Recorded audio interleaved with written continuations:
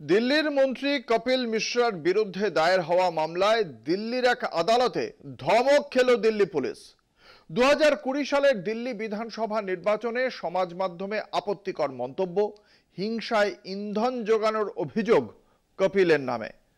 তবু তার বিরুদ্ধে আইনি ব্যবস্থা নেওয়ায় গাফিলতি দেখিয়েছে পুলিশ।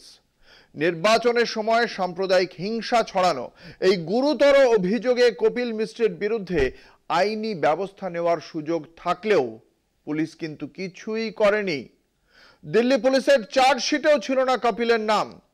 1 বছর কেটে গেছে, তদন্ত যেখানে ছিল সেখানেই। দিল্লি পুলিশ ঘটনার তদন্তে কার্যত ব্যর্থ বলেই মনে করছে আদালত।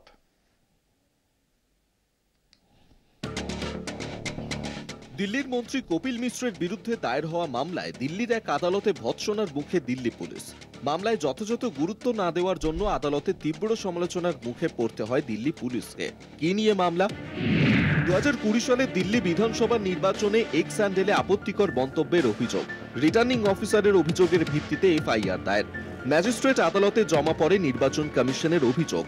নির্বাচনের সময় সাম্প্রদায়িক হিংসা ছড়ানোর ধারা প্রয়োগের সুযোগ থাকলেও তা প্রয়োগ করেনি তদন্তকারী সংস্থা। 2020 সালের সেপ্টেম্বরে দিল্লি পুলিশের চার্জশিটে কপিলের নাম ছিল না। নির্বাচন কমিশন এক্সকে নির্দেশ দিয়েছিল কপিলের প্ররোচনামূলক পোস্ট মুছে ফেলতে। বিচারক এর আগে দিল্লি পুলিশের সংশ্লিষ্ট ডিসিপিকে এক্স থেকে সংগ্রহীত তথ্যের ওপর একটি বিস্তারিত প্রতিবেদন দাখিল করার নির্দেশ দিয়েছিলেন। তিনি আরও জানান, তদন্তকারী সংস্থার পক্ষ থেকে তদন্তের বাকি নির্দেশ মানার জন্য অন্য কেউ উপস্থিত ছিলেন না।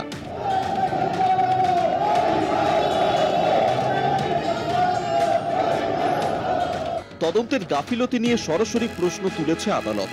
কী কারণে গাফিলতি, সেই সংক্রান্ত তথ্য বা কৈফিয়ত না দেওয়ার অভিযোগ আদালতের।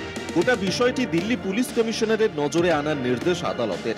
1 বছর কেটে গেলেও তদন্তে গতি নেই। দিল্লি পুলিশ ঘটনার তদন্তে ব্যর্থ বলেই পর্যবেক্ষণ আদালতের। তদন্তে কোনো বাধা থাকলেও তা আদালতে জানায়নি তদন্তকারী সংস্থা। বিচারক জানান, তদন্তে যদি কোনো মন্ত্রণালয়ের সাহায্যের প্রয়োজন হয় তাহলে দিল্লি পুলিশ তাদের আশ্রয় নিতে দ্বিধা না করে। 7ই জুলাই নর্দার্ন রেঞ্জের যুগ্ম কমিশনারের কাছ থেকে চার্জ এবং স্ট্যাটাস রিপোর্ট জমা দেওয়ার নির্দেশ আদালতের। কলকাতা টিভি।